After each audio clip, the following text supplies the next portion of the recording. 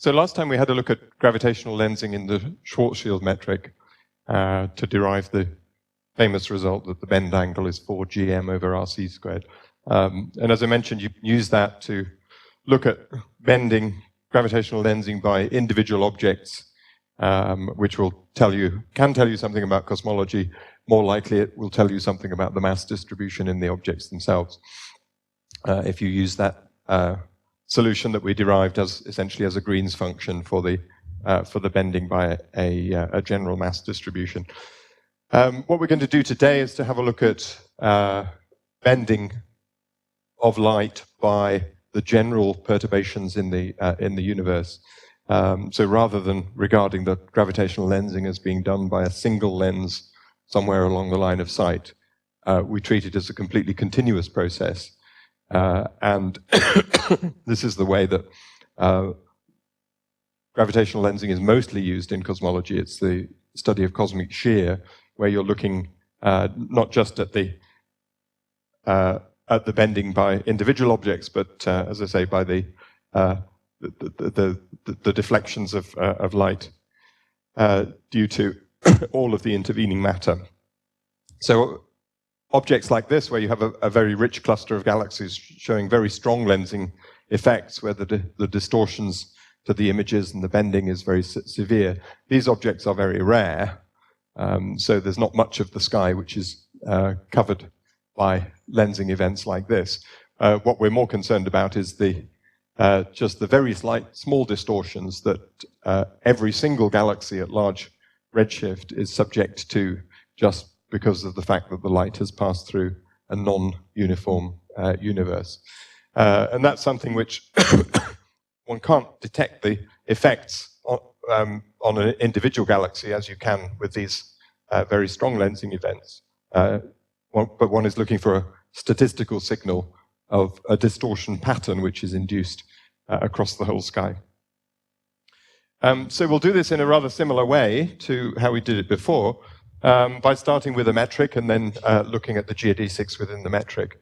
And we'll get an expression for the for the path of a photon that ends up looking very simple, in fact, and everything simplifies to something quite straightforward.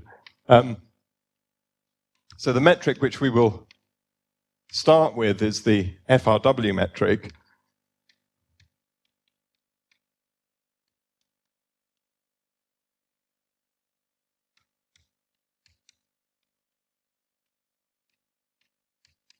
Which you can write in various different ways.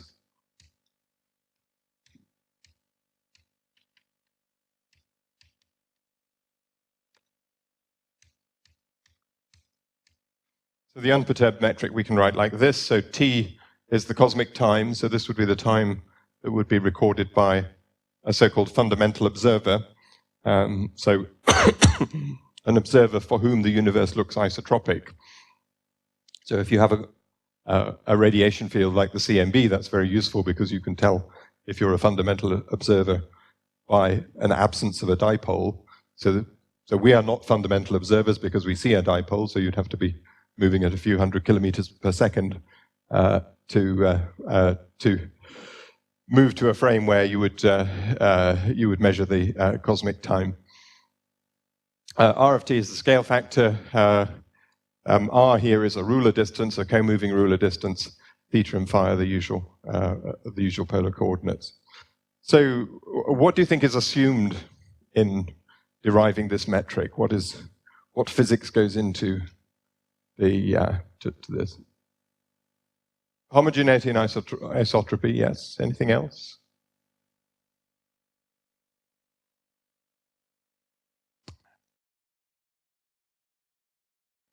Any other things? General relativity? Actually, no. Somebody's shaking their head. That's correct. There's no general relativity in here. So all you need for this is to have some metric theory of gravity. So something with a Riemannian, pseudo-Riemannian manifold, I think, because of the sign in the signs here. So any metric any metric-based theory of gravity, if you have homogeneity and isotropy, this will give you this this metric. So a lot of what I'll say will be more general than just GR, and I'll tell you where the GR bits come in. The bit that you need GR for is to calculate the time dependence of this scale factor. Okay, so in different theories of gravity, that would be different from the standard results. And the SK of R here is the usual thing, which is R if the curvature is 0, K to the minus a half, no, plus a half, no, minus a half.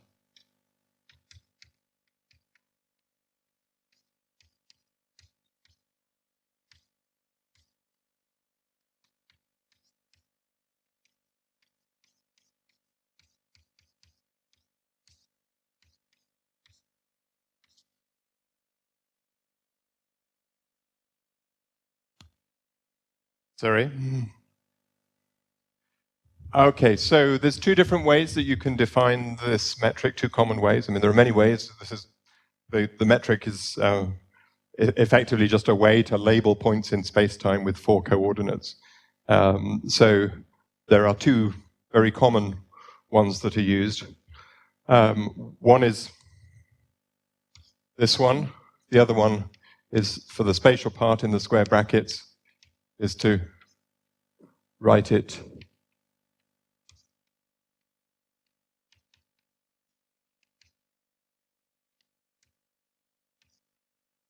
in this way, and they differ in the definition of the radial coordinate. Okay, so in this case, just by inspection, you see that the co-moving transverse separation is defined to be r times the angle.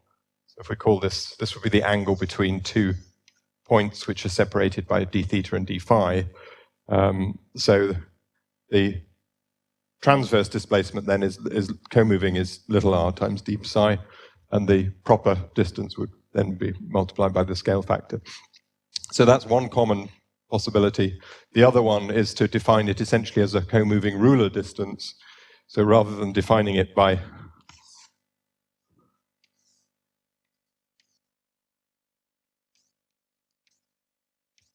r being or d psi, let's call that, would be to measure with a small ruler at a particular value of t, or to strictly ask a whole series of fundamental observers that are placed along the line of sight to measure the distance to the next observer, and then add them all up. So that would be one distance measurement. In some ways, this is a little bit more convenient because you can't do this experiment with asking people along the line of sight, but the simple transformation from one to the other. Okay, so you often see this kind, you often see this one. I shall use this one. In fact, actually everything that I'm going to do today, just for simplicity, is going to be done in flat space, in which case the two coincide, k is 0 and sk is just r.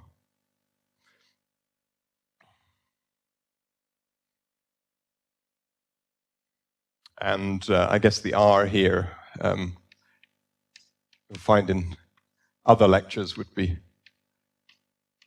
related to the expansion history of the universe by a redshift integral of 1 over the Hubble parameter.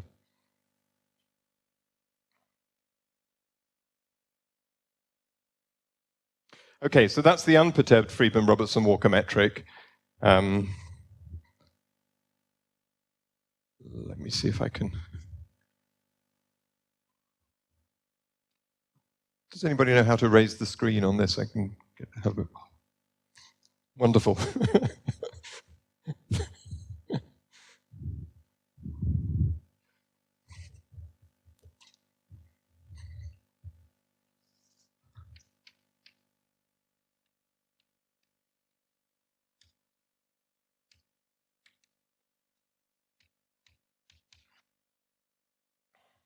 So if we perturb the metric with scalar perturbations, so you've heard a lot from Dimitri about perturbations and about gauges, then we can write the perturbed metric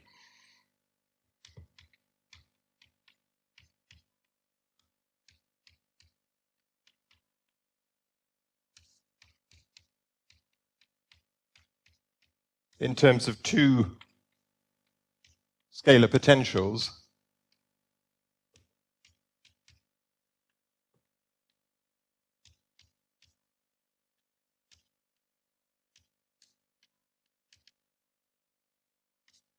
So let me make the flat universe approximation or assumption immediately here. So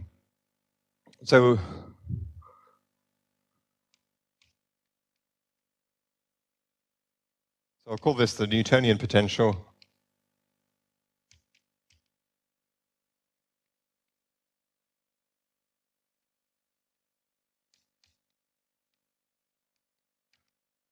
And this is the curvature potential. So I'm ignoring any vector perturbations which decay with time, and gravitational waves as well would give you tensor perturbations, and they're not important for structure formation. So if in GR these two potentials become the same, so if you have no anisotropic stress terms in the stress tensor, then these two potentials will be the same. In general relativity, that is true for almost all, for late times at least in the universe. After neutrino decoupling, the neutrinos don't act as a perfect fluid, so there is a small amount of anisotropic stress. So at early times, these two potentials are not the same, and they differ by a few percent. But at late times, when the universe is matter dominated, then these potentials get driven to the same. To be the same. So in GR,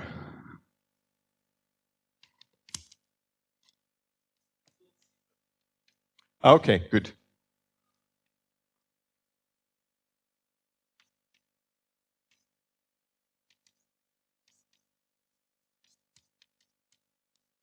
So this will make more sense later on.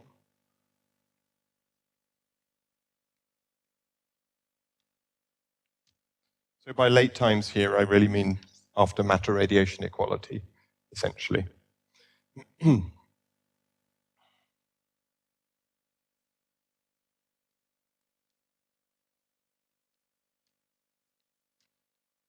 But I'll keep things general, because in other theories of gravity, there are anisotropic stresses, and these two potentials may differ. So we might as well do this part in generality, and then that gives a potential test for gravity theories, because, well, there's a couple of ways you can do this. What we'll find is that the lensing, and indeed anything that depends on the things traveling at the speed of light, such as the ISW effect and so on, those will depend on the sum of these two potentials, phi plus psi. Whereas if you look at, say, the behavior of galaxies or the dynamics of galaxies, which are low-speed objects, then they're dominated by this potential. So we have observables in terms of non-relativistic objects which probe phi on its own, and we have observables that involve light, which we will see will depend on the sum of these two. So that gives you a possibility of testing theories of gravity as well.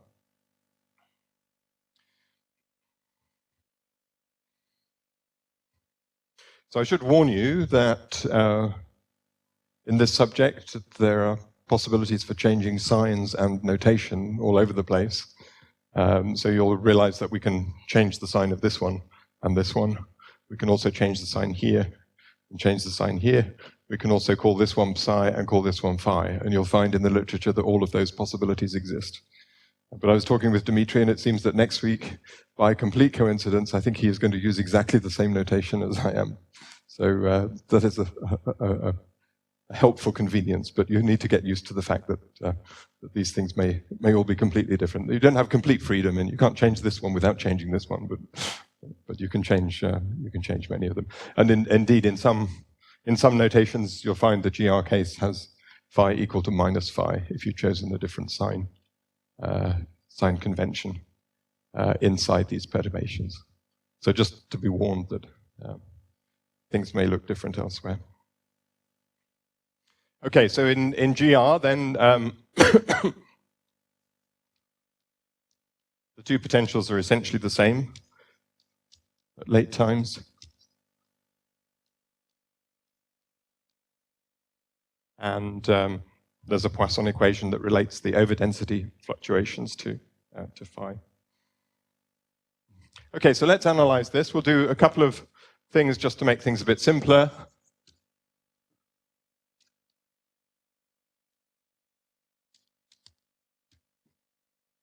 If we use conformal time defined such that d eta is c dt over r of t, then we can write the metric as, we can take the r squared of t, or r squared of eta, I guess, outside.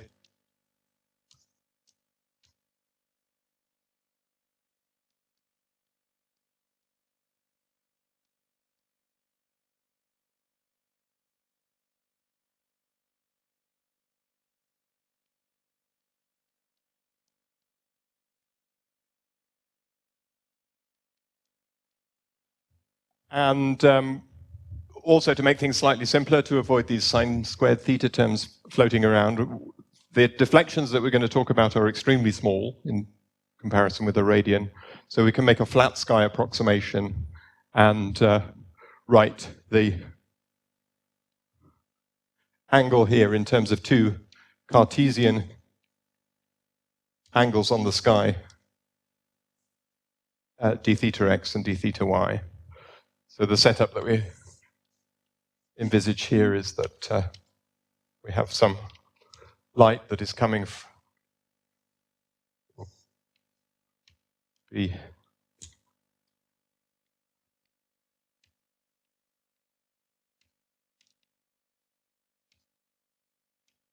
it'll follow some trajectory which is not quite straight, and the displacement from the unperturbed ray will be the theta x and theta y. I need the d's.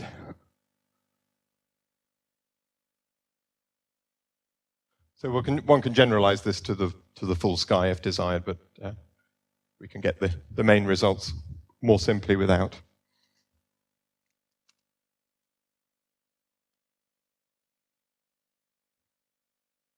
Okay, so what we'll do is to use the Euler-Lagrange equations as we did for the Schwarzschild metric and apply it to this case.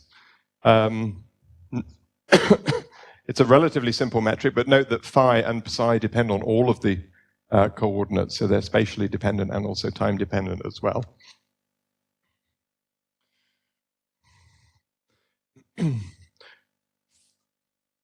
If one analyzes this in full detail, there are many relativistic effects that people look at. Many of them are very small, but there are, I guess, three which can be significant. One is the redshift space distortion. One is the gravitational lensing, which is what we'll look at today. The other is the Sachs-Wolf and integrated Sachs-Wolf effects that are important for the CMB, but they're not going to be important for today. So we'll treat the angular part of this to linear order in these potentials.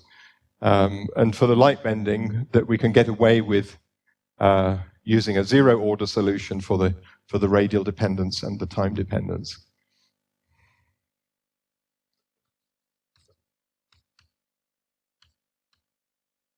So let's have a look at first at the unperturbed ray. So that's when the potentials are zero.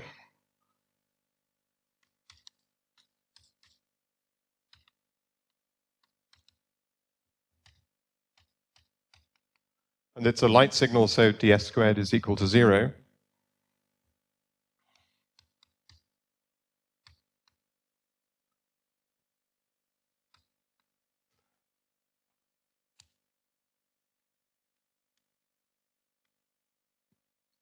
So that tells us that we can relate the time coordinate and the distance coordinate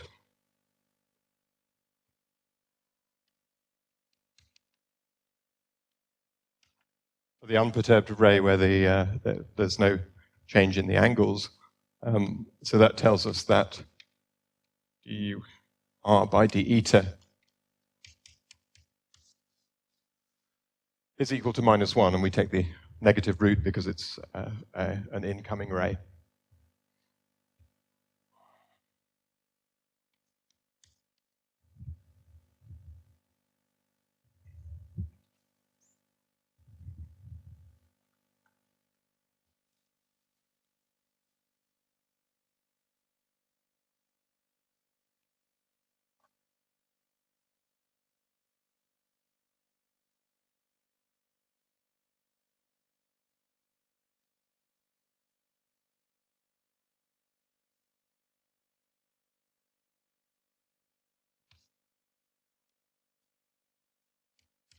So, as before for the Schwarzschild solution, what we're looking for is parametric solutions as a function of the affine parameter along the ray. So we want eta as a function of p, r as a function of p,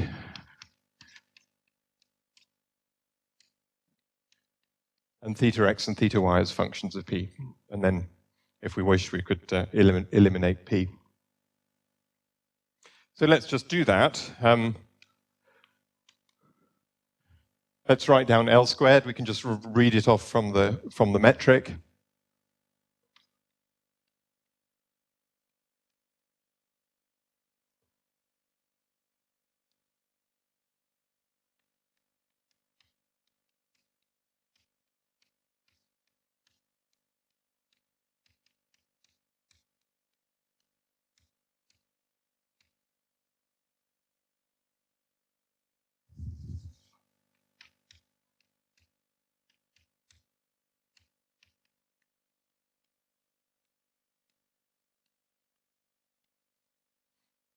So that's L squared. We just replace the d eta squared by eta dot squared.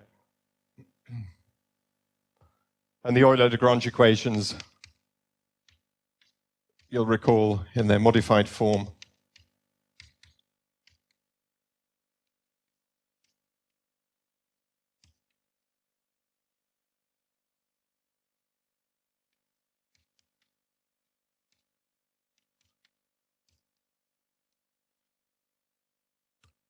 take that form.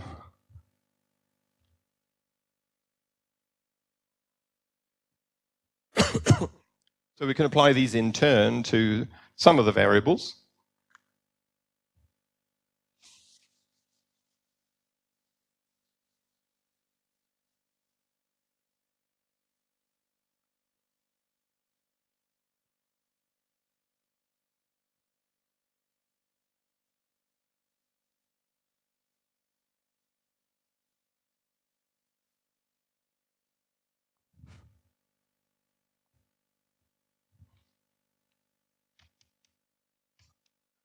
So if we apply it to the conformal time,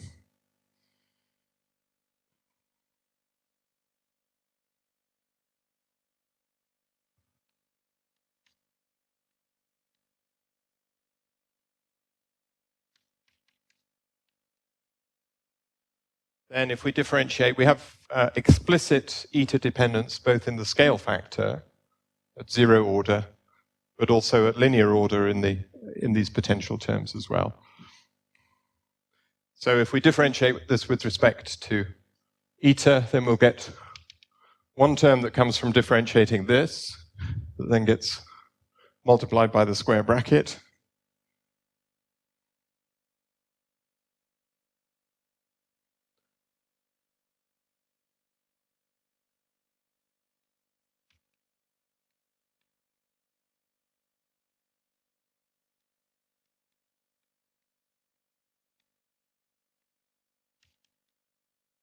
And then differentiating this with respect to eta dot, we end up with this. So here I'm only doing things to zero order in the potentials.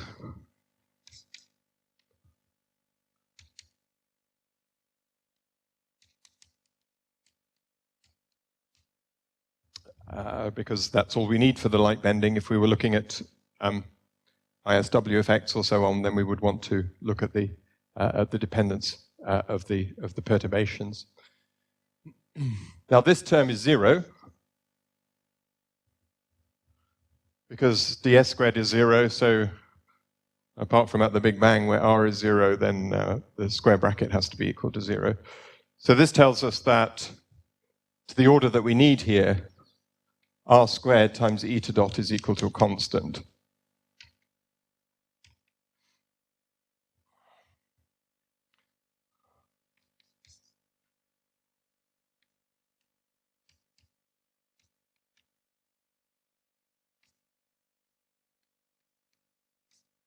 And the constant we can choose to be whatever we like, really.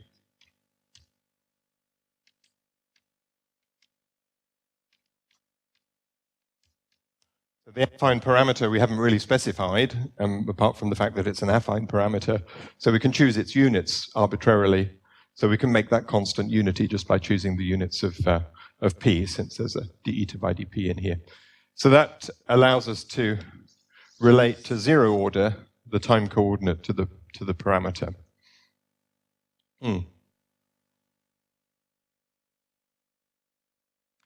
The quantity of the bracket is that this is ds by dp squared, and we're talking about photons, so ds squared is 0. Okay, so unless the scale factor is 0, then the square bracket has to be 0. Okay.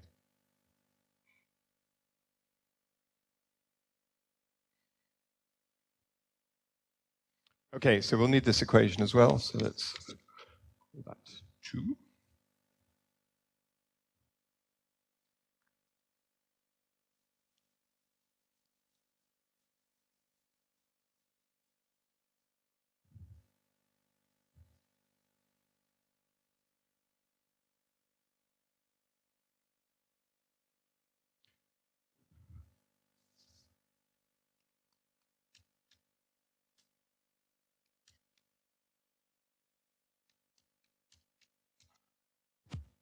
So we have a relationship now between eta and p, and over there, a relationship between r and eta in equation number 1, so we can combine those to get the parameterized form for r in terms of p.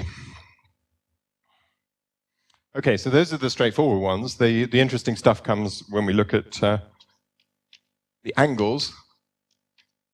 I'll just do one of them because the other one is essentially identical. So if we look at the equation here, and we apply the Euler-Lagrange equations with x mu equal to theta x.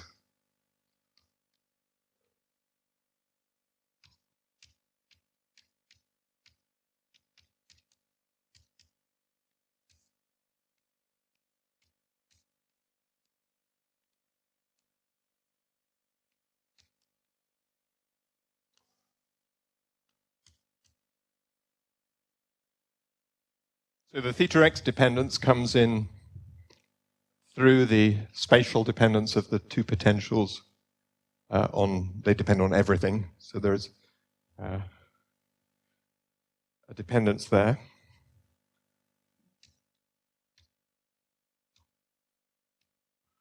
So from the first term, the phi term,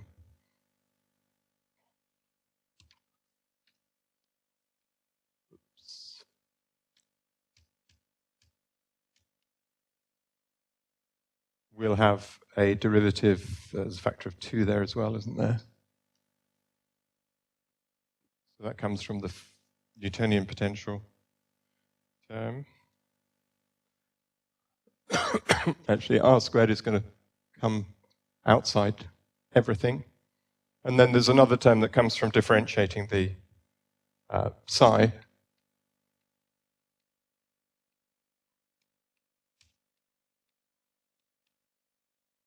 So we get 2 times the derivative of psi. I guess I should put the c squareds in.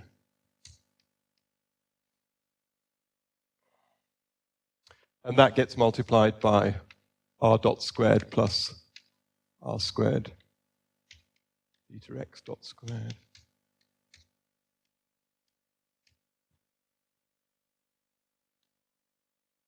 Okay, so that's coming from the derivative of L squared with respect to theta x. And then we subtract from that d by dp of dl squared by d theta x dot.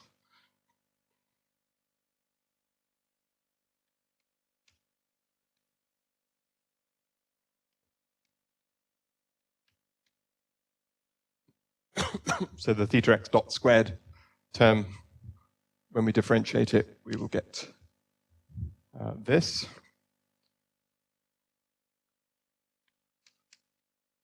Times 1 minus 2 psi over c squared.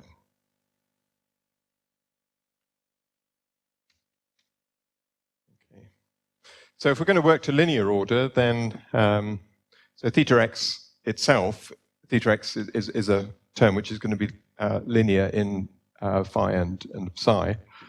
So this term is already small. Okay, so if we're perturbing around an unperturbed ray that has theta x dot of 0, so we can ignore this part because this term itself is first order.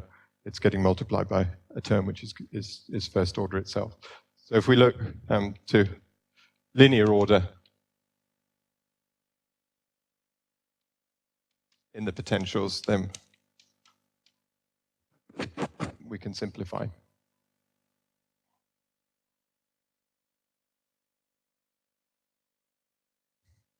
So one thing you'll notice about this term here is that,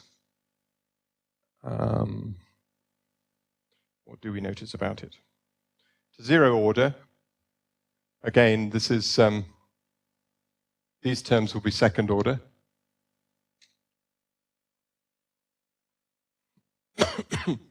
And to zero order, r dot squared and eta dot squared are the same, and that follows from these two equations, 1 and 2.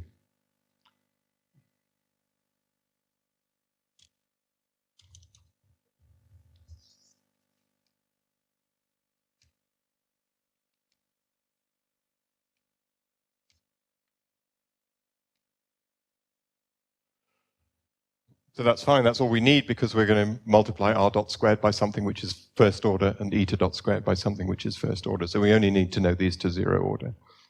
And these two equations will tell us that they're the same.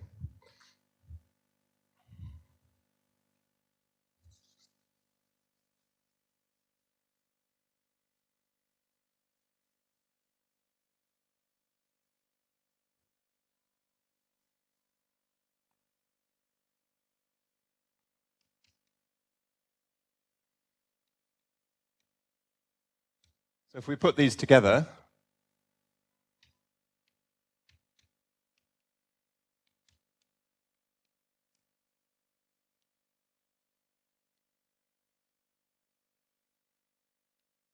we begin to see that the dynamics of the photon, the geodesic, is determined by the sum of these two potentials, sometimes called the Weyl potential.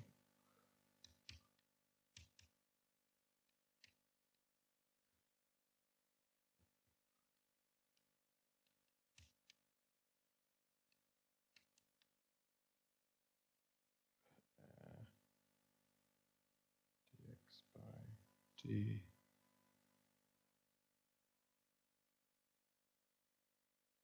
P, I think.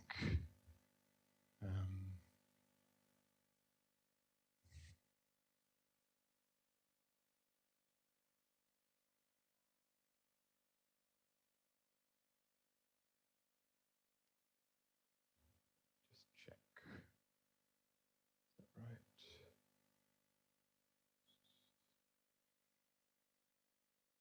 Ah, no. Eta. Okay, so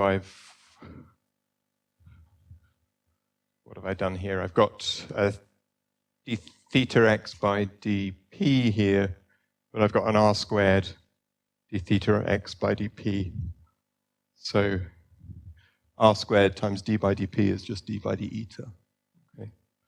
So those two together give d by d theta by d theta x by d eta.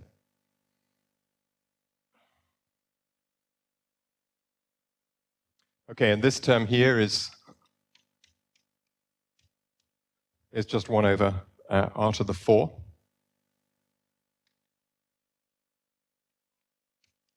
From equation 2.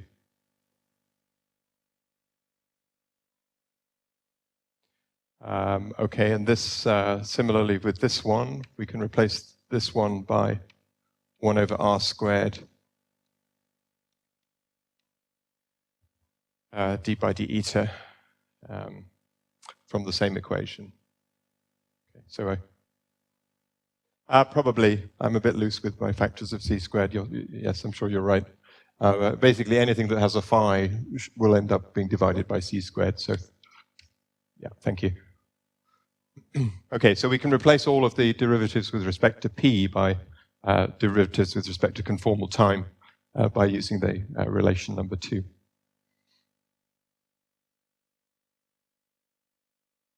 Okay, so what do we get? So we get 1 over c squared d by d theta x of phi plus psi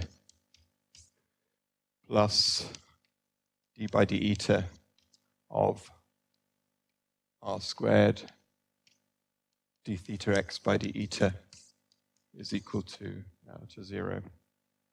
Okay, so it's simplified to something. We can simplify it a little further. And so it looks even more Newtonian, in fact.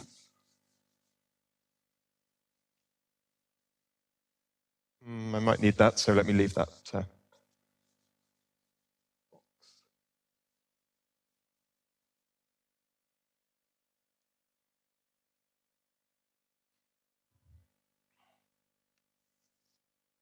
Okay, so what we envisage here is an unperturbed ray that looks like this, but the perturbed ray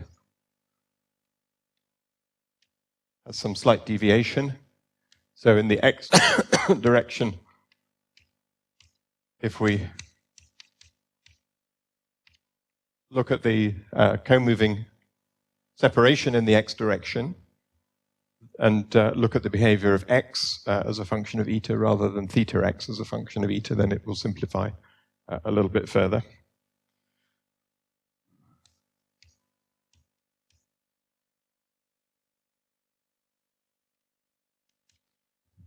So the d theta x by d eta, which appears in the equation here,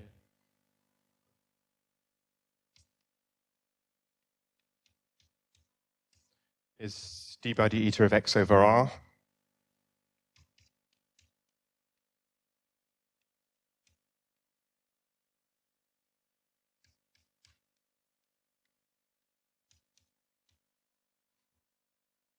So we can write it in terms of dx by d eta, which is what we're going to use in due course.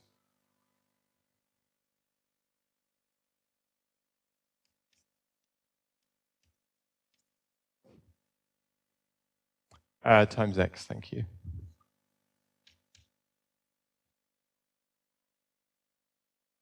Okay, so r squared times d theta x by d eta, which is what we're going to need here. We can write that as r times dx by d eta minus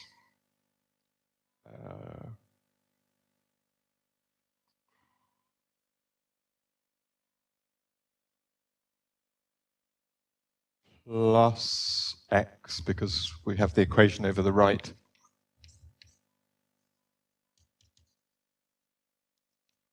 Which says that this thing is equal to minus 1. Okay.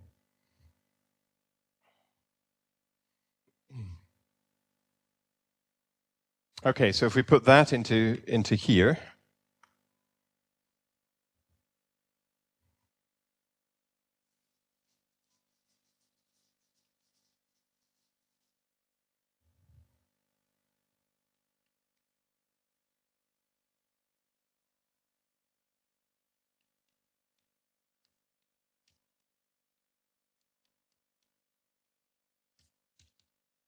so if we differentiate this with respect to eta, then we'll get dr by d eta times dx by d eta plus r times d2x by d eta squared from the first term, and then dx by d eta from this last term.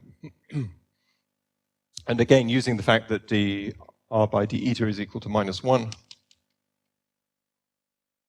that allows us to get rid of these two terms.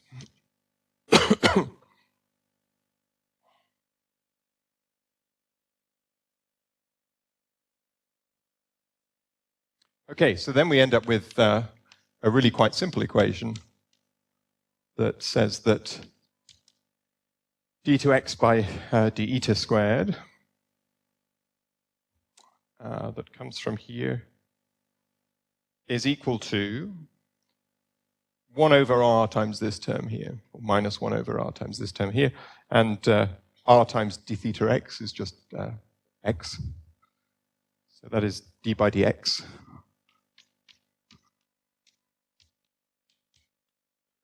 of phi plus psi.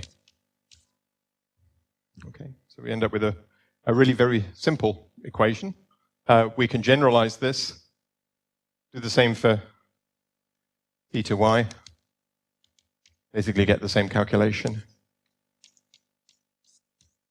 So for the transverse vector separation away from the unperturbed line,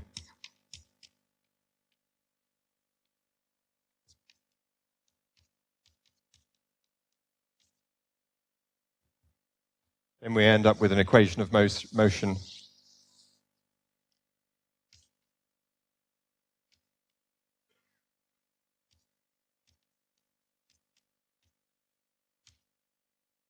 which is this.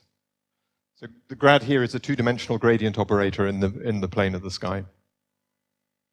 So this looks quite comforting. It's almost what you would write down in a Newtonian way. You have that the acceleration, if you like, of the photon is minus the gradient of the sum of the potentials.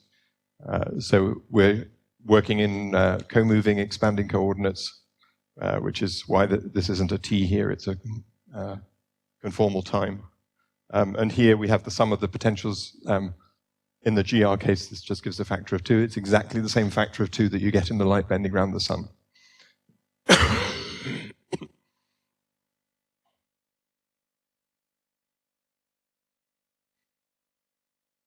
Okay, so that basically gives us the basis for calculating how images will get distorted and moved on the sky.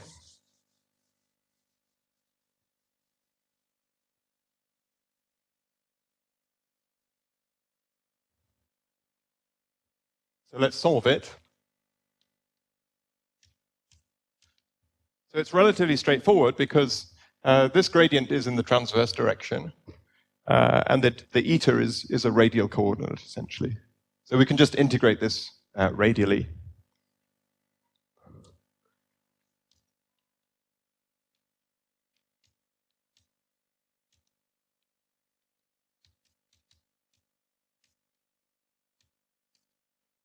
So we can integrate with respect to eta, and it's equivalent to integrating with respect to r because there's a trivial relationship between r and eta.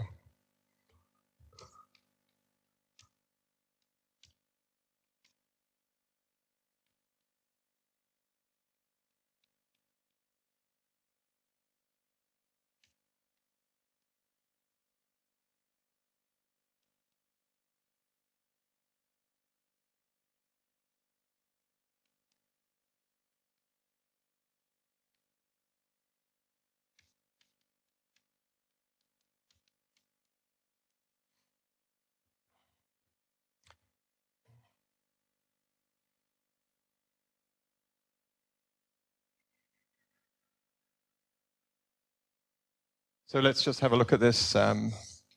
We have an integral over the r double primed and r primed plane, which is a triangle like this. We can reverse the order of integration. I should maybe be specific and just say what these depend on.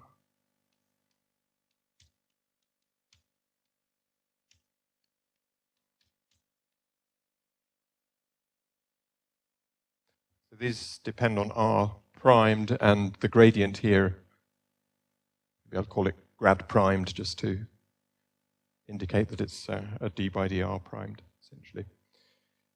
So what we've done here is also to do an approximation, because what we ought to do is to integrate this along the path of the photon. But that's a complicated path, but it's only slightly perturbed away from the unperturbed trajectory.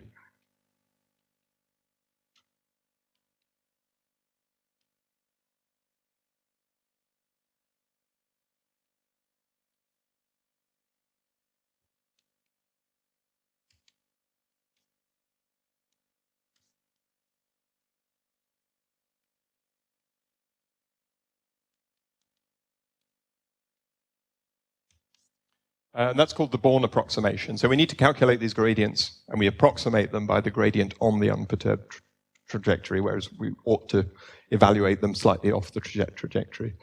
So that approximation is an extremely good one. There's nothing, it's very, very small differences from the truth.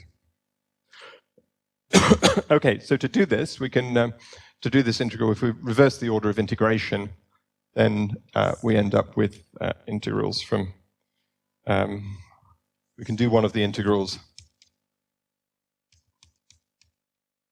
analytically, and we just get r minus r primed. So if we do the integral over r double primed, then at fixed r primed, reversing the order, the integrand depends only on r primed. So when we do the r double primed integral, we just get r minus r primed from doing the r double primed integral.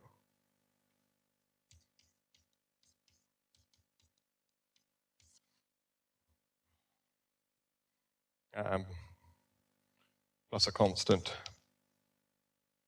which I guess I should have put in the line above.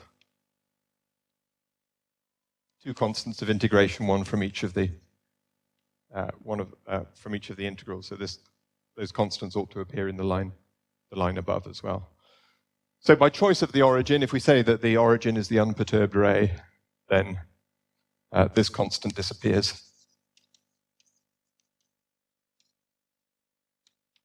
Or the origin of x anyway. And this term here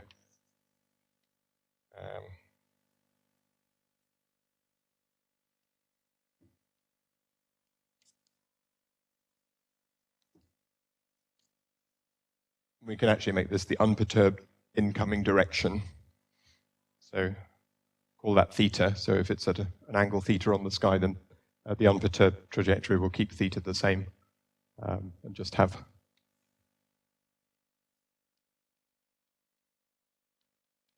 x equal to r times theta as a two-dimensional vector.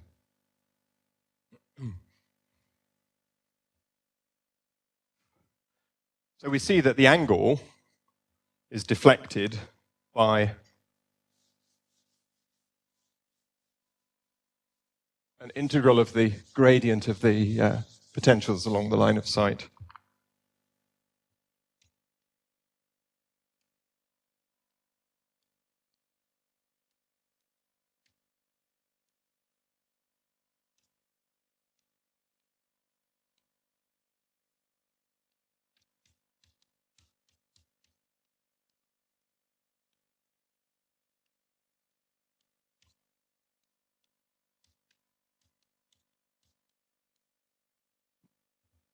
Okay, so everything gets moved around a bit. Now for CMB lensing, this is something which we can use. So if I've got time on Monday, I'll I'll use this for CMB lensing. For galaxies, if we're looking at galaxies, then if the galaxy has moved position, then that's something which is essentially unobservable. So what we're more interested in is how the shape of the galaxy changes, because that is something which we can at least statistically detect. So that part we'll use for CMB lensing.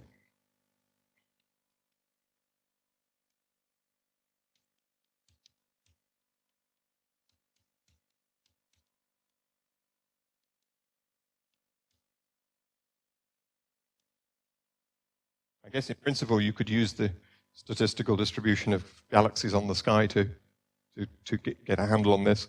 So things would move around. I suspect that the signal is just completely swamped by the clustering signal, the intrinsic clustering of galaxies, which would be a much bigger effect than the clustering that you would get in this. Oh, it should be there. So actually, I mean, this is an effect that you can that you can use. It's not a very high signal to noise thing that you can use, but this comes into the use of magnification in galaxy lensing. So it does have a use, in fact.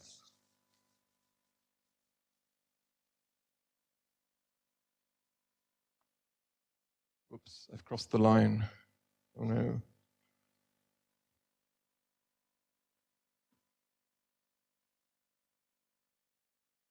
Okay, so let's have a look at the. So that tells us how a single ray would get displaced. If we want to look at the changes in shapes and sizes of galaxies, we need to look at the relative changes of the positions of nearby photons. So we look at a light bundle, if you like.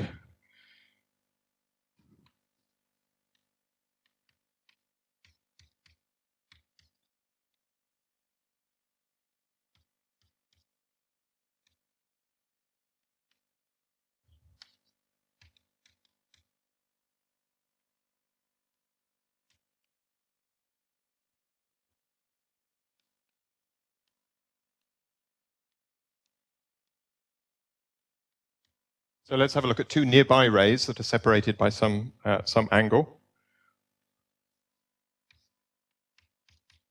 And the change in the position alpha in the I direction will be, so the constant term, once we just divide by r, the constant term, where is it? Gives you plenty of exercise, this blackboard. So this term here, if we change the position by delta theta I, then alpha or x, alpha once you divide by r, will change by delta theta I. And then the perturbing term will also, if we do a Taylor expansion,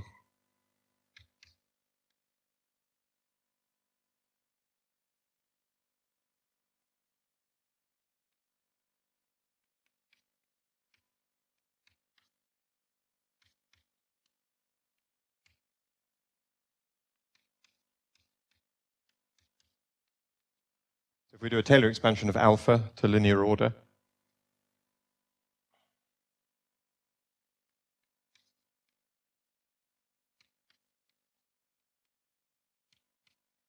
then we can write this as delta theta j times a Kronecker delta function for this one, and this term, when we differentiate the expression that we have for alpha,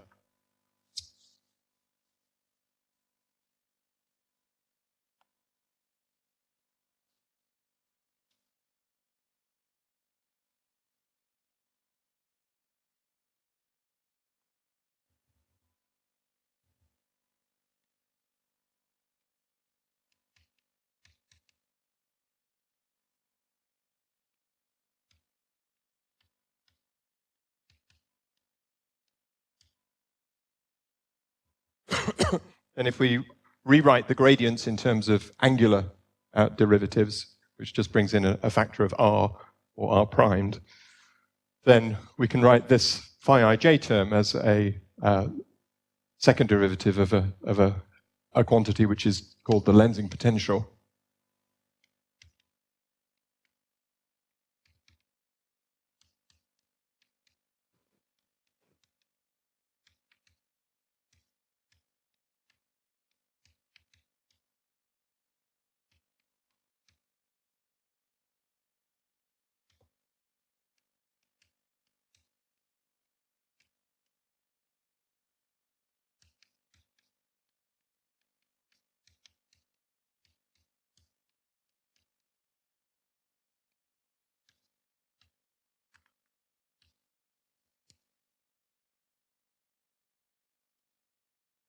Which is this quantity here. So we have an r prime that comes from the derivative inside the integral, which I've now written in terms of d by d theta, and a 1 over r, which is coming from this operator here.